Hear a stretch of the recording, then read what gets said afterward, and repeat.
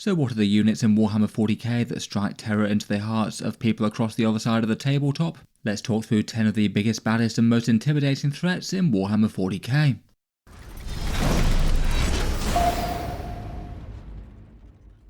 Hello and welcome back to Auspex Tactics, where today I thought we'd talk about some units with fear factor in Warhammer 40k, with a top 10 of some of the scariest threats out there in the game. For this one, it's a subtly different question to just talking about the strongest units in the game. I feel like there's plenty of units out there that do their job really well and are incredibly efficient, but you maybe don't really dread facing them as they quietly go about doing their own thing. Say for example, Orc Gretchen are really good command point generators, but I don't think many people would rate them as one of the most intimidating things to face in the game, even if they do a supporting job really well. For this one, I gathered some anecdotes and opinions via several hundred hobbyists in a community post, and asked people to rate the single things that they felt would be the most bad news or intimidating things to see on the other side of the tabletop. And similar to when this question's come up before on the channel, the answers do tend to be of one sort of certain type. Generally the things that are going to intimidate people are big, tough, scary things that your army's really going to struggle to destroy, even if they focus maximum firepower or maximum melee damage on it. But until it's dealt with, it's likely to be taking big damage out of your army each turn, so often the responses might gravitate towards big, tough and dangerous centerpiece models that really make a spectacle of themselves and actually force you to adjust your game plan and really think about how you're going to manage them. A lot of the units are generally quite strong in game, which I feel like is to be expected, but also there was perhaps a surprising amount of things that just aren't really considered all that strong. People talking about things like Wraith Knights and Stompers, for example. I'm not saying that those things are unusable casually or anything like that, but rarely seen on tournament tables, but still just having a massive great big centerpiece threat of enormous danger, that's still enough to intimidate people even if the overall unit isn't supposed to be theoretically very optimal in 40k. I feel like lists like this might also skew a bit towards the most commonly played armies as well, given that if you're seeing something on the tabletop over and over again, it helps it build up a bit more notoriety and you know what you're getting with it, and particularly if that thing's bad news. In any case, let's go through the list, talking through some of the biggest and nastiest threats in 40k and their danger, and what order you guys rank them in. Starting out in 10th place we have the Deathwing Knights. There were a fair few comments that mentioned various other Terminator variants as well, even things like standard Loyalist Space Marines or Chaos Terminators. Again, not really unplayable, but not often considered super optimal in big numbers, but just having a massive amount of 2+ save armor and huge melee threat is going to be something that you're going to need to try and play around and manage, as you probably can't kill it all in one turn. I feel like Deathwing Knights take this sort of dangerous Anvil Terminator squad to the next level though. They do pay quite a lot of points for the privilege. They're 50 points per model, 4 wounds at toughness 5 with a 2+ save and a 4+ invulnerable save, and then -1 damage from their inner circle rule. And it does mean that any individual knight is massively tough to take down. You need to land a damage 5 shots to actually one-shot one, and they're particularly sturdy against damage 2. They do have access to Armour of Contempt as well, and Cover, both of which can make them even tougher to take down. And against mortal wounds they still get that Watcher in the Dark as well, for a once per game 4+ feel no pain to take the edge off that. After their errata following the Codex, they have pretty brutal damage output as well. Say if you take the maces and a great weapon, they kill around about 15 Horde infantry, 8 Space Marine intercessors, 3 to 4 enemy Terminators, or 12 wounds to a Rhino tank. Basically if a full squad gets into close combat, then there's a good chance they'll kill a lot of normal sized units and take a big chunk out of really tough ones. As a result, they've often been running multiples in Dark Angels, particularly getting on well with the Gladius Task Force, though sometimes they use Stormlance as well. Though they're far from the only scary threat that the Unforgiven can put on the table. Inner Circle companions with a Judas Ear can be very nice, and the Lion himself can be an enormous melee threat with fights first. It's often a big problem to handle, particularly for melee armies. Dark Angels in general don't really seem to be at the top tier of Warhammer 40k currently, but dealing with these Deathwing Knights on an individual level is kind of easy to understand why they intimidate folks. Next up in 9th place we have the Necron Doomsday Ark, essentially a Necron Quantum hover tank with a fairly good defense and a really big hitting gun. On the defensive, they're toughness 9 with a 4+ invulnerable save and 14 wounds, the low toughness maybe not being really the biggest deal at long range if you're trying to engage them with anti-tank weapons anyway. And more the high wound count and the 4+ invulnerable save can make them hard to take down, never mind regrowing wounds with a bit of reanimation too. Their big gun is the Doomsday Cannon, D6 + 1 shots with strength 18, AP 4 and damage 4, really quite nice anti-tank firepower there, though the blast keyword makes it a bit more relevant against elite infantry squads as well, which definitely wouldn't enjoy this. If it's stationary, then it'll be hitting on a 2+ with heavy, and it gains devastating wounds as well, though unlike previous versions of the datasheet, its damage output doesn't really drop off to 0 if it moves around either. It's still very, very scary either way. On top of that, if there are some deep strikers or things trying to get into the Necron deployment zone, the Necron Gauss Flayers can really do a number on some lighter infantry units. 20 shots at strength 4 and lethal hits will do quite well within 12 inches, potentially at the same time as it's still frying another big target with its main gun. These guys would probably still the optimal Necron firepower in the Hypercrypt Legion, warping around the table to gain lines of sight, but beyond that still seem to be the standout unit of the Starshatter arsenal, which still seems to be doing absolutely great for the Necrons despite the nerfs it got in early January. They're likely to be able to reroll hit rolls and wound rolls of 1 either from the Silent King or a Command Barge Overlord with the sort of mini Silent King enhancement, and that makes their firepower way more dangerous. They get to advance and shoot to gain some lines of sight, and can get an auto advance 6 inches from a stratagem if it's critical. They get a +1 to hit on objectives, so potentially hitting on a 2+ even on the move. And then a few fun stratagems such as -1 to wound, moving through terrain, or repositioning d6 inches, even if say the -1 to wound one is more expensive than before. The reposition one is potentially fairly massive if they're just poking just out of terrain, and that allows them to hide as well. Overall certainly a handful to deal with, big hitting firepower, good defense, and fairly great support from one of the best Necron detachments. Before we move on, I'll give a shout out to today's video sponsor in Lighter Creative's battle mats and terrain sets, who reached out to ask to sponsor a video for their new Wargame terrain and supplies company, with their first 2 creations being a battle mat and some die-cut terrain, so basically one solid option for setting up a Warhammer 40k battlefield all of your own. The prices are fairly comparable with their competitors, and they ship free within the UK and USA. First up, we've got their big terrain set, $160 for a table worth of 40k terrain, 4 big ruins, 6 smaller ones, and some armoured containers, plus some cleared bases to mark out the footprints of the buildings. These ones are made from die-cut terrain that comes pre-coloured, so you can basically pop these out and assemble and have a pretty good looking battlefield right from the word go, and they've designed them to be compatible with the WTC rules as well, so it could be a good option to get a tournament table on the go there.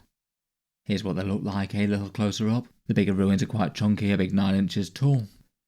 Otherwise, they also have a WTC compatible Warzone terrain mat, this one made of synthetic leather with an anti-slip bottom, and this one's currently $80 and has all the Pariah Nexus tournament things laid out on it.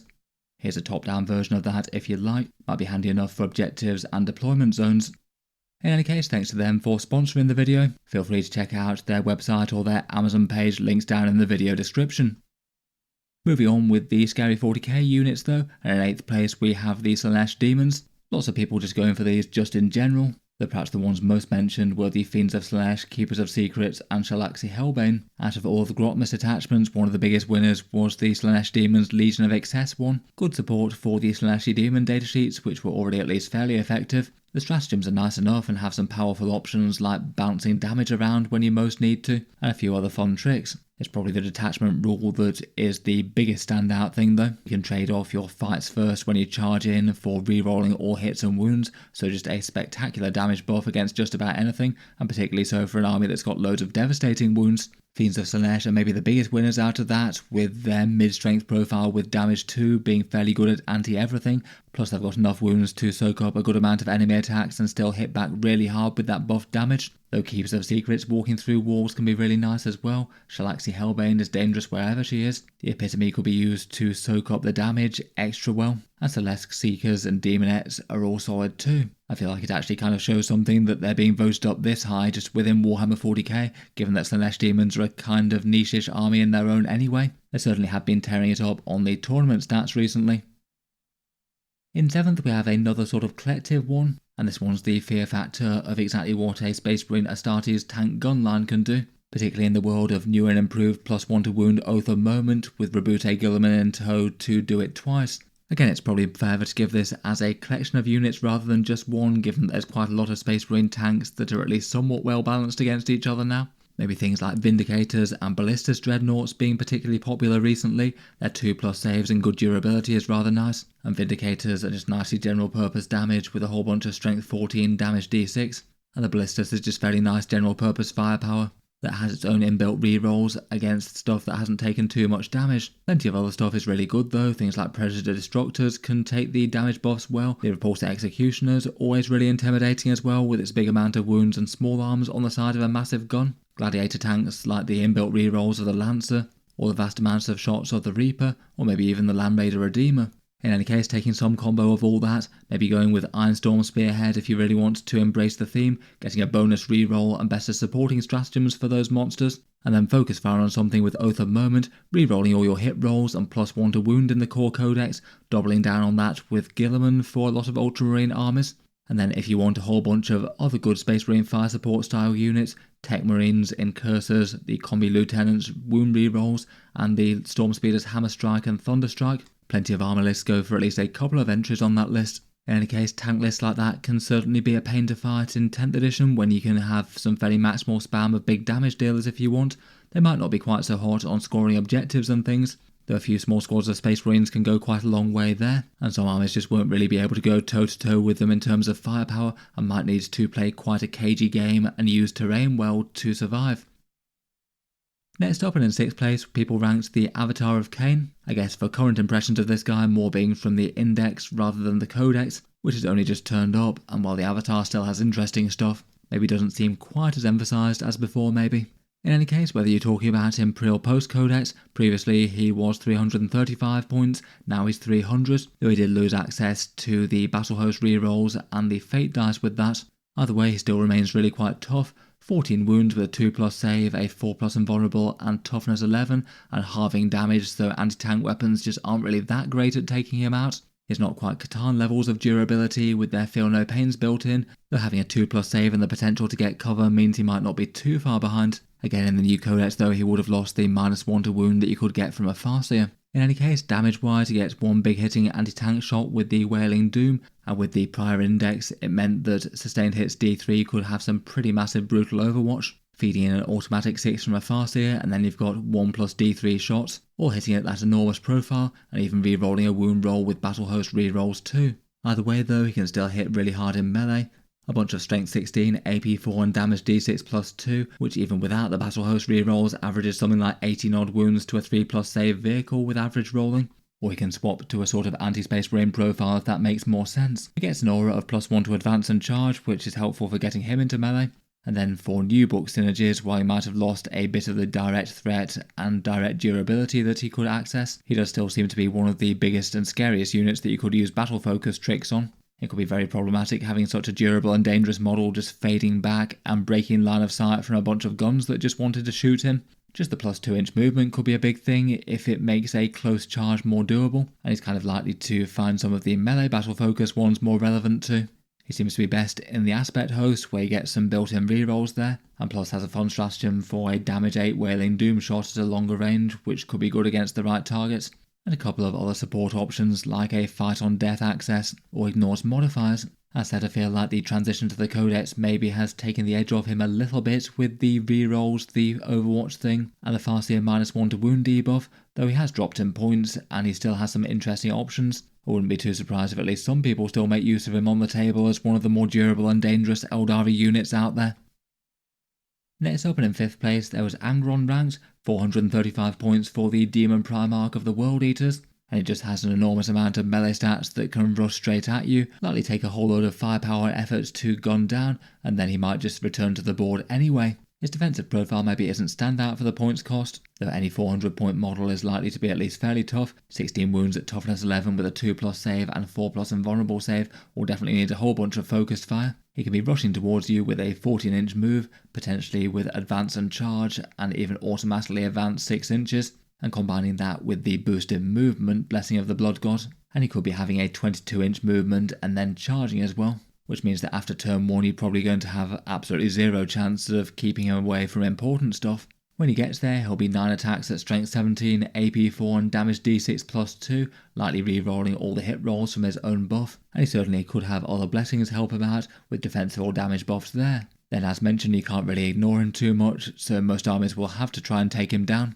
And then there's the unreliable but rather sinister chance of him just turning up to fight once again. If he can get a 666 on the Blessings of Khorne after the rerolls, then he can come back once again, likely using his +1 to charge to get into the enemy a bit more reliably. He might come back a bit too late to be enormously impactful, but in the right game he might be able to just repeatedly come in, take something out, absorb loads of fire and then come straight back. And I think that certainly adds to the fear factor for him, having an enormously fast and dangerous model that you can't 100% kill at any point over the course of the game, where just about anything else in Warhammer 40k you can take down with enough firepower and damage and know it's not coming back. We're not done with Demon Primarchs yet though, as Magnus the Red was voted in 4th place, and bears at least a few similarities with his brother at being an enormously fast moving and massive damage piece that between the two of those you just can't really ignore, and he can potentially lay waste to entire sections of an army at a time. He moves dead fast at 14 inches and could use his own buff for an extra 2, and potentially even a Kabbalistic ritual to double that if needed, maybe in the late game, so it could be an option to zoom him all the way to a home objective to take down your objective grabbers or do a secret mission perhaps. If he did invest the Cabal points, there's a good chance he can be literally anywhere he needs to be on the board. Then he's got the same sort of defensive profile as Angron, but usually with -1 damage as well from his own buff, unless he needs the extra movement or something. And on top of that, even if you do puncture his saves with a big damage weapon, he could potentially blank it for 1 command point, as there's a stratagem in the Cult of Magic detachment that allows you to do that. For his damage, he has some enormously big hitting sorcery, the Gaze of Magnus hitting with a bunch of strength 9 and damage 3 shots with devastating wounds, and then Tzeentch's Firestorm backing that up with a bunch of other shots at strength 5 damage 2. Both of those profiles are actually far more dangerous than they look though, given that he's +1 to hit and wound with both of them. The detachment rule will also give him either sustained lethal or devastating wounds each turn, and he can get 4 rerolls on the damage output for those with a 1 command point stratagem. And it means that between the two profiles he's got a good chance of one-rounding most normal sized battle tanks or a whole bunch of elite enemy infantry. His melee is not quite as standout as that, though still not awful. 7 attacks at strength 16, AP 3 and damage 3 with a +1 to wound. And he can also coordinate with the other sorcerers around, maybe even staying hidden while he's buffing them, giving them a +1 to hit and wound with their psychic attacks too, making squad sorcerers and leaders far more dangerous. He's basically a good focal point for any stratagems or Kabbalistic rituals that you want to put on him as well. Between all that, he's definitely intimidating just for the sheer amount of damage he has, though also because your opponent's got a good amount of options with what they could do with him with his big movement and damage, and perhaps meaning that you're going to have to be somewhat reactive and try and desperately take him out when you get a chance to, as leaving him alive to act and do all the damage turn on turn could be a bad idea. Next up though is the great big heavy tank of the Astra Militarum, and placed in 3rd is the Rogal Dorn. It's had a pretty intimidating stat line throughout much of 9th and 10th, and in particular is really quite a scary stack of stats, since the main battle tank dropped down to 240 points. In the base codex though, it's the tank commander datasheet that I feel like is probably the more standout. It's an extra 25 points, and you drop the blanker damage rule, but instead you get some inbuilt rerolls for 1 hit, wound and damage, but more importantly inbuilt orders and even a bonus 1 to throw somewhere else. Just to know that you can always have +1 to hit whenever you need it, or maybe move in a pinch is a really big deal, and I wouldn't be too surprised if the majority of Dorns on the table are being run as tank commanders. The canceller damage pre-saving throw thing is still quite big though, particularly against certain weapons that have say d6 + 6 damage or so.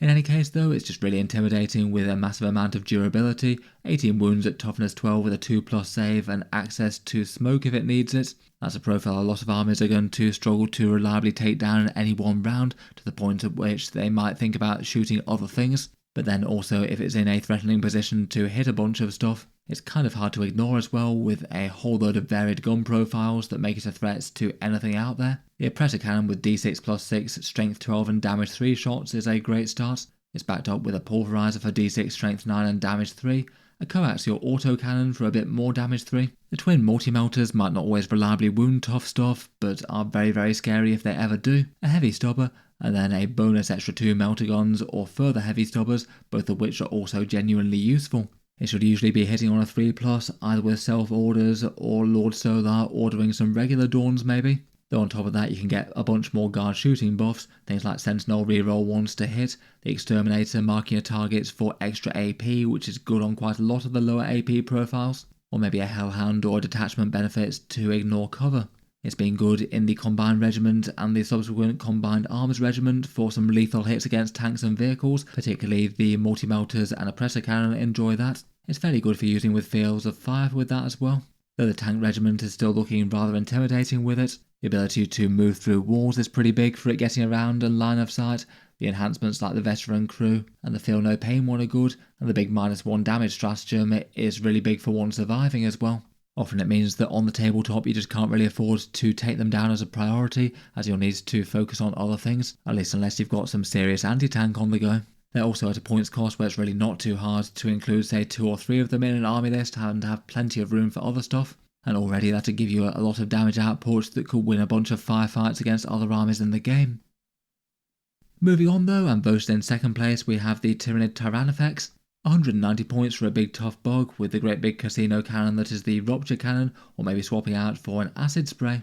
I feel like this one has a bit of similarities with the Dorn in terms of just being so tough that you don't really want to deal with it, but also having enough threat that you can't really ignore it. Its durability is kind of similarly impressive to the Dorn, 16 wounds at toughness 12 with a 2+ save, and a similar sort of blanket damage rule that might dissuade people from taking really big shots at it. It's certainly hard to take down with long-range anti-tank, and if it's in the midfield then forcing the opponent to take on that durability profile really isn't the worst either. In general I feel like I've seen far more of them with Rupture Cannons recently, 2 attacks at strength 18, AP 4 and damage d6+6.